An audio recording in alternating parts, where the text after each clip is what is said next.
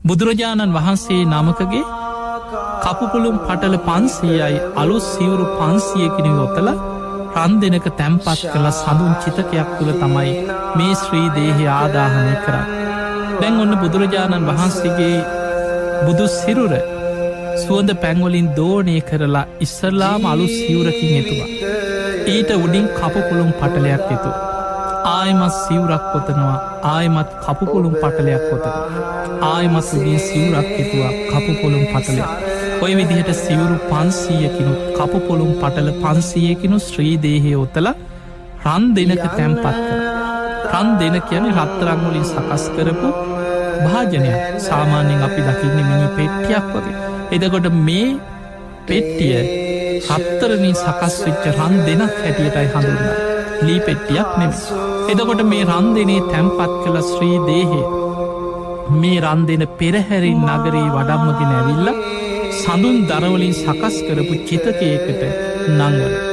මේ චිතකට නංවල ශ්‍රී දේහය ආදාහනය කිරීම පිරිස මල්ල රජදරුව 4 දෙනෙක් මුලින්ම ජටාවල් බැඳල සූඳ පැංවලින් දෝවනය වෙලා ගිනි මැල 4ක් අරගෙන දකුණු ඇලෙන් චිතකය වටා ප්‍රදක්ෂිනා කරලා චිතකයට ගිනි දල්වන්න ගිනි තියෙනවා. අර ගිනි මැල 4 චිතකයට තියෙනවා සමගම නිවිලෑන. ඊළඟට මල්ල රජදරුව සාකච්ඡා කරලා 8 දෙනෙක් යොදාගන්න. මල්ල රජදරුව 8 දෙනෙක් පෙර පරිදිම ජටාවල් බැඳලා ගිනි මැල 8ක් අරගෙන චිතකයේ වටා ප්‍රදක්ෂිනා කළ චිතකයට ගිනි දල්වන්න හදනකොටම අර ගිනි ජාලාව ගිනි දැල් එහෙම්මම නිවිලෑන. ඊළඟට මල්ල රජදරුව සාකච්ඡා කරලා කල්පනා කරන අපි 16 දෙනෙක් යොදාගෙන උත්සාහ කර.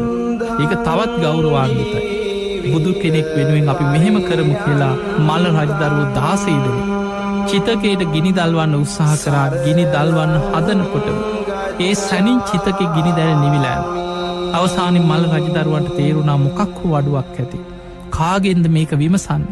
පිංහතුනි බුදුරජාණන් වහන්සේ පිරිනිවන් පාන්න පෙරයි අගසව් දෙනම පිරිනිවන් පෑයි. ඒක ලෝක ධර්මතාවය. හැම බුදු කෙනෙකුටම පෙර අග්‍රශ්‍රාවකයන් වහන්සේලා දෙනම පිරිනිවන් පාන.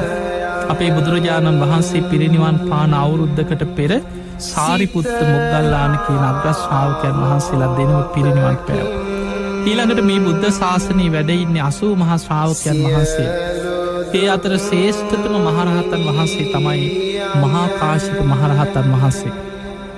තතිය ශ්‍රාවකයන් වහන්සේ සැරියුත් මුගලන් දෙනම ළඟට බුද්ධ ශාසනය හිටපු ඊළඟ කෙර. හැබැයි උන්වහන්සේ බුදුරජාණන් වහන්සේ වැඩ සිටිද්දී මිනිස්සු ඉන්න නගරවල ජනතාව අතර මේ ශ්‍රාවකයන් අතර ගැවසෙන්න කැමති වුණේ නෑ. ඒ නිසාම දූතාංග සමාදන් වෙලා මහා වනාන්තරයේ කැලෑවල්වල හුද කලාව තමයි උන්වහන්සේ කාලය ගත කරේ. ඒකට හේතුව මහා කාශ්‍යප මහරහතන් වහන්සේගේ පෙනුම හරියට බුදුරජාණන් වහන්සේ වගේමයි. මහා පුරුෂ ලක්ෂණ 7ක් උන්වහන්සේටත් තිබුණ. ඒ නිසා සමහර අය ඈතට දකිනකොට අන්න බුදුරජාණන් වහන්සේ වඩිනවා කියලා මහා කාශ්‍යප මහරහතන් වහන්සේ දැකලා රැවටෙනවා. බුදු කෙනෙක් ලෝකෙ වැඩ සිටිද්දී අන්න බුදුරජාණන් වහන්සේ කියලා මහා කාශ්‍යප මහරහතන් වහන්සේට රැවටෙන නිසා ඒක බුදු කෙනෙකුට අගෞරවයක් වෙන්න පුළුවන්. අන්නේ නිසා උන්වහන්සේ දූතාංග සමාදන් වෙලා මහ වනාන්තරයේ කැලේ වැඩහිට. හැබැයි බුදුරජාණන් වහන්සේ පිරිනිවන් පාපු දවසේ දෙවිවරු පෙනීඉඳලා මහා කාශ්‍යප මහරහතන් වහන්සේට දැනුම් දුන්නා තථාගත බුදුරජාණන් වහන්සේ පිරිනිවන් පෑවා කියලා. උන්වහන්සේ දිවසින් දැක් 500ක් භික්ෂූන් වහන්සේලා පිරිවරාගෙන පාවා නුවර ඉඳන් පිටත් වුණා කුසිනාරාව දක්වා. ඒන ගමනට දින 7ක් ගත වුණා. අර දින 7 පුරාම පිරිනිවන් පාපු දවසේ ඉඳන් ශ්‍රී දේහි මහජනතාවට දින 7ක් වන්දනා කරගන්න ප්‍රදර්ශනය කරලා තමයි රන් දිනේ තැන්පත් කළ දැන් ආදාහනය කරන්න චිතකයකට නංවල.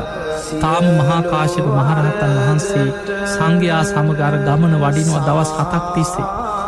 ඒ වඩින ගමනේදී මහා කාශ්‍යප මහරහතන් වහන්සේගේ හිතේ මෙහෙම සිතුවිල්ලක් උපදිනවා. තථාගත බුදුරජාණන් වහන්සේ මට බොහෝ කාලෙකින් දැකලා උන්වහන්සේගේ සිරිපතුල් වන්දනා කරගන්න බැරි වුණා. භාග්‍යවත් බුදුරජාණන් වහන්සේ මේ ලෝකයට පහළ වෙච්ච දහම් මැස මල රජදරුවන් උපවර්තන ශාල වනෝද්‍යානයේ පිරිනිවන් පාලා. අනේ උන්වහන්සේගේ ශ්‍රී දේහය ආදාහනය කරන්න පෙර ඒ තථාගතයන් වහන්සේගේ දහසක් නිම්වලනුවලින් යුක්ත ඒ චක්‍ර ලක්ෂණයන්ගේ යුක්ත සම්බුදු සිරිපතුල් මගේ නළලි තියාගෙන මට බුදුගුණ සිහි කරමින් එක වතාවක් හෝ වන්දනා කරගන්න ලැබේවා කියලා හිතා උන්වහන්සේ ඈත ඉඳන් වඩිනවා. මේ මහා කාශ්‍යප මහරහතන් වහන්සේගේ සිතුවිල්ල දෙවිවරු දකින.